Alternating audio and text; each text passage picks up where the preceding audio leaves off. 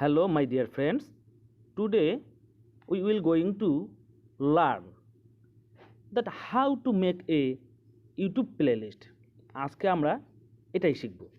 চলো শুরু করা যাক। At first we open the YouTube app. You click on your library option. You can see there easily new playlist. Simply click on this and click on next.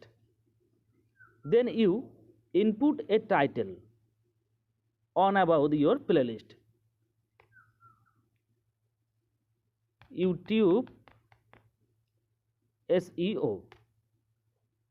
Then select private or public and unlisted. Obviously, if you want to show your playlist for everyone, you select first option and public. Then click on create and simply you can complete your playlist. So please like this video and share it. Thanks for watching.